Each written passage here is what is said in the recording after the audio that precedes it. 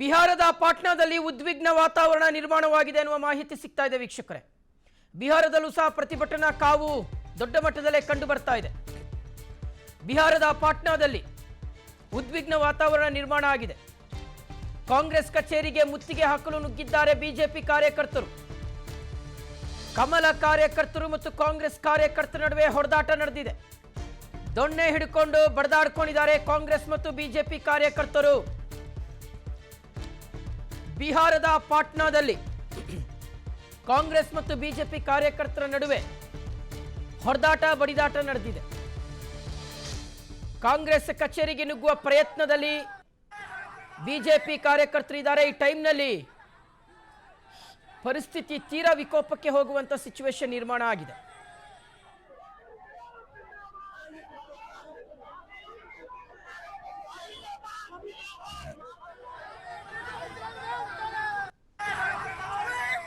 ಇದು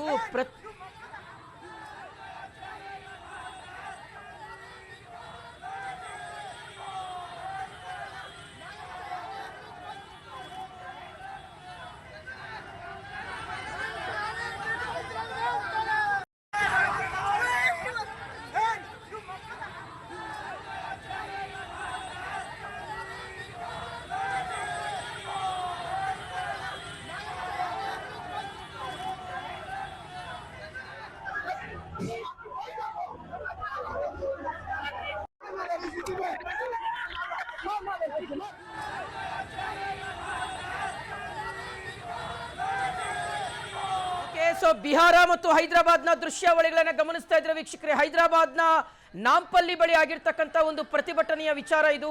ಬಿಜೆಪಿ ಮತ್ತು ಕಾಂಗ್ರೆಸ್ ಕಾರ್ಯಕರ್ತರ ನಡುವೆ ತಳ್ಳಾಟ ನೂಕಾಟ ನಡೆದಿದೆ, ಘರ್ಷಣೆ ಉಂಟಾಗಿದೆ. ಈ ಸಂದರ್ಭದಲ್ಲಿ 3 ರಿಂದ 4 ಮಂದಿಗೆ ಗಂಭೀರವಾಗಿರ್ತಕ್ಕಂಥ ಗಾಯಗಳಾಗಿರುವಂಥದ್ದು. ಅದರಲ್ಲಿ ಒಬ್ಬ ಯೂಟ್ಯೂಬರ್ ಮಾರಣಾಂತಿಕವಾಗಿ ಪೆಟ್ಟು ತಿಂದಿದ್ದಾರೆ, ಅವರಿಗೆ ಮಾರಣಾಂತಿಕವಾಗಿ ಗಾಯಗಳಾಗಿದೆ ಅನ್ನುವ ಮಾಹಿತಿ ಇದೆ. ಇನ್ನು ಬಿಹಾರದ ಪಾಟ್ನಾದಲ್ಲೂ ಅಷ್ಟೇ ಸಿಚುವೇಶನ್ ಕ್ರಿಟಿಕಲ್ಗೆ ಹೋಗಿರ್ತಕ್ಕಂಥದ್ದನ್ನು ನಾವು ಗಮನಿಸ್ತಾ ಇದ್ದೀವಿ. ಅಲ್ಲೂ ಸಹ ಪರಸ್ಪರ ಕಲ್ಲು ತೂರಾಟವನ್ನು ಮಾಡ್ಕೊಂಡಿದ್ದಾರೆ. ಬಿಜೆಪಿ ಮತ್ತು ಕಾಂಗ್ರೆಸ್ ಕಾರ್ಯಕರ್ತರು ನಡೆದಿರ್ತಕ್ಕಂತಹ ಪ್ರತಿಭಟನೆ, ಅವ್ರ ನಡುವೆ ಆಗಿರ್ತಕ್ಕಂಥ ಘರ್ಷಣೆ. ಈ ಸಂದರ್ಭದಲ್ಲಿ ಪರಿಸ್ಥಿತಿಯನ್ನು ನಿಯಂತ್ರಣ ಮಾಡಲಿಕ್ಕೆ ಪೊಲೀಸರು ಜಲಫಿರಂಗಿಯನ್ನು ಪ್ರಯೋಗ ಮಾಡಿರ್ತಕ್ಕಂಥ ದೃಶ್ಯಗಳನ್ನು ನಾವು ಗಮನಿಸ್ತಾ ಇದ್ದೀವಿ. ಸೊ ಇಡೀ ದೇಶದಾದ್ಯಂತ ವೀಕ್ಷಕರೇ ಪರಿಸ್ಥಿತಿ ನಿಜಕ್ಕೂ ಸಹ ಕೈ ಮೀರುವಂಥ ಒಂದು ಹಂತಕ್ಕೆ ಹೋಗ್ತಾ ಇದೆ. ಬರೀ ಬೆಂಗಳೂರಿನಲ್ಲಿ ಮಾತ್ರ ಅಥವಾ ಡೆಲ್ಲಿಯಲ್ಲಿ ಮಾತ್ರ ಈ ರೀತಿಯಾದಂಥ ಪರಿಸ್ಥಿತಿ ಇದೆ ಅಂತ ಅನ್ಕೊಂಡ್ರೆ ಅದು ತಪ್ಪಾಗುತ್ತೆ. ಬಿಹಾರ, ಹೈದರಾಬಾದ್, ಬೆಂಗಳೂರು, ಮುಂಬೈ ಸೇರಿದ ಹಾಗೆ ದೇಶದ ಪ್ರಮುಖ ಮಹಾನಗರಗಳಲ್ಲಿ ಇದೇ ರೀತಿಯಾದಂಥ ವಾತಾವರಣ ನಿರ್ಮಾಣ ಆಗಿದೆ. ಬಹುತೇಕ ಕಡೆಗಳಲ್ಲಿ ಬಿಜೆಪಿ ಮತ್ತು ಕಾಂಗ್ರೆಸ್ ಕಾರ್ಯಕರ್ತರ ನಡುವೆ ಘರ್ಷಣೆ ಆಗ್ತಾ ಇದೆ. ಈಗ ಕಾಂಗ್ರೆಸ್ ಕಚೇರಿಗಳಿಗೆ ಬಿಜೆಪಿ ನಾಯಕರು ಮುತ್ತಿಗೆ ಹಾಕುವ ಪ್ರಯತ್ನವನ್ನ ಮಾಡಿದ್ದಾರೆ. ಅದಕ್ಕೆ ಕಾರಣ ಏನು ಅಂದ್ರೆ, ನಿನ್ನೆ ಪ್ರಧಾನಿ ನರೇಂದ್ರ ಮೋದಿ ಅವರ ಅಧಿಕೃತ ನಿವಾಸ ಲೋಕ್ ಕಲ್ಯಾಣ್ ರಸ್ತೆಯಲ್ಲಿರ್ತಕ್ಕಂತಹ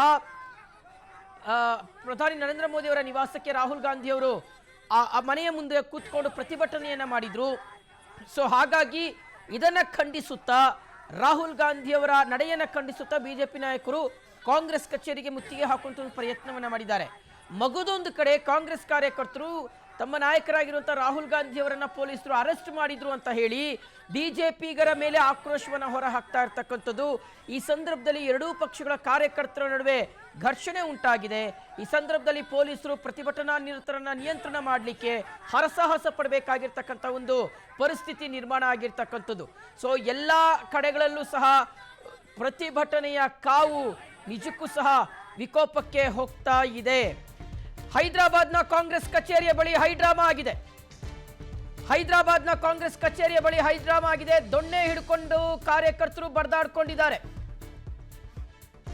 ತೆಲಂಗಾಣದಲ್ಲೂ ಕಾಂಗ್ರೆಸ್ ಬಿಜೆಪಿ ಮಧ್ಯೆ ಮಾರಾಮಾರಿ. ನೋಡಿ, ತೆಲಂಗಾಣದಲ್ಲೂ ಸಹ ಕಾಂಗ್ರೆಸ್ ಸರ್ಕಾರ ಇದೆ, ಕರ್ನಾಟಕದಲ್ಲೂ ಕಾಂಗ್ರೆಸ್ ಸರ್ಕಾರ ಇದೆ. ಹೈದರಾಬಾದ್ನ ಕಾಂಗ್ರೆಸ್ ಕಚೇರಿಯ ಬಳಿ ಹೈಡ್ರಾಮಾ. ದೊಣ್ಣೆ ಹಿಡ್ಕೊಂಡು ಕಾರ್ಯಕರ್ತರು ಬಡದಾಡ್ಕೊಂಡಿದ್ದಾರೆ. ಈ ಸಂದರ್ಭದಲ್ಲಿ ಸುಮಾರು ಜನರಿಗೆ ಗಾಯಗಳಾಗಿದೆ. ಈ ಟೈಮ್ನಲ್ಲಿ ಒಬ್ರು ಯೂಟ್ಯೂಬರ್ ಅಂತ ಯಾರೋ ಒಬ್ರು ಯೂಟ್ಯೂಬರ್ಗೆ ಅಂದ್ರೆ ಅವರು ಚಿತ್ರೀಕರಣಕ್ಕೋಸ್ಕರ ಬಂದಿದ್ರು ಅಲ್ಲಿ. ಆ ಟೈಮ್ನಲ್ಲಿ ಅವ್ರಿಗೂ ಸಹ ಏಟುಗಳು ಬಿದ್ದಿದ್ದಾವೆ. ಅವರನ್ನ ಆಸ್ಪತ್ರೆಗೆ ದಾಖಲು ಮಾಡಿ ಚಿಕಿತ್ಸೆಯನ್ನು ನೀಡಲಾಗ್ತಾ ಇದೆ ವೀಕ್ಷಕರೇ. ಸೊ ಇದು ಪರಿಸ್ಥಿತಿಯಲ್ಲಿ ಇವತ್ತು ನಿರ್ಮಾಣ ಆಗಿರೋದು.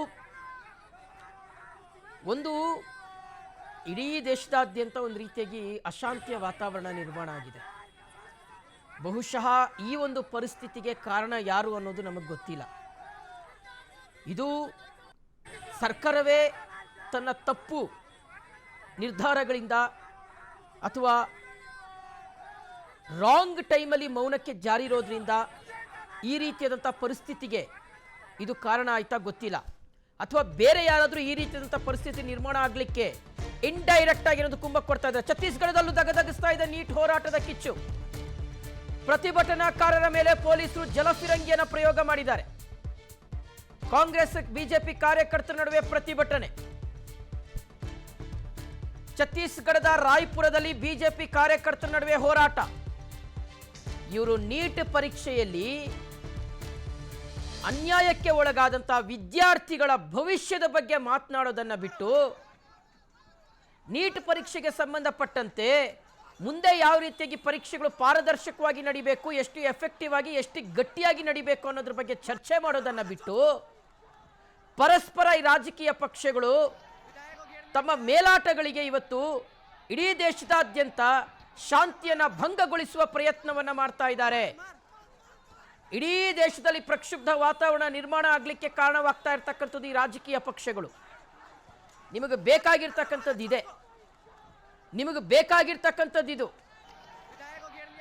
ನೀಟ್ ಪರೀಕ್ಷೆಯಲ್ಲಿ ಯಾವ ವಿದ್ಯಾರ್ಥಿಗಳು ಪ್ರಾಣವನ್ನು ಕಳ್ಕೊಂಡ್ರು, ಮುಂದೆ ಈ ರೀತಿಯಾದಂಥ ಅನಾಹುತ ಆಗದ ರೀತಿಯಲ್ಲಿ ಯಾವ ರೀತಿಯಾಗಿ ಕ್ರಮ ವಹಿಸಬೇಕು, ಯಾವ ರೀತಿಯಾಗಿ ನೀಟ್ನ ಸಂತ್ರಸ್ತರಿಗೆ ನ್ಯಾಯ ಸಿಗಬೇಕು, ಇದನ್ನ ಚರ್ಚೆ ಮಾಡೋದನ್ನ ಬಿಟ್ಟು ನೀವು ಪರಸ್ಪರ ರಾಜಕೀಯ ಲಾಭಗಳಿಗೆ ಈ ವಿಚಾರವನ್ನು ಬಳಸ್ಕೊತಾ ಇದ್ದೀರಿ. ನೀಟ್ ವಿಚಾರವನ್ನ, ವಿದ್ಯಾರ್ಥಿಗಳ ಭವಿಷ್ಯದ ವಿಚಾರವನ್ನ ನಿಮ್ಮ ರಾಜಕೀಯ ಲಾಲಸೆಗಳಿಗೆ ಬಳಸ್ಕೊತಾ ಇದ್ದೀರಿ.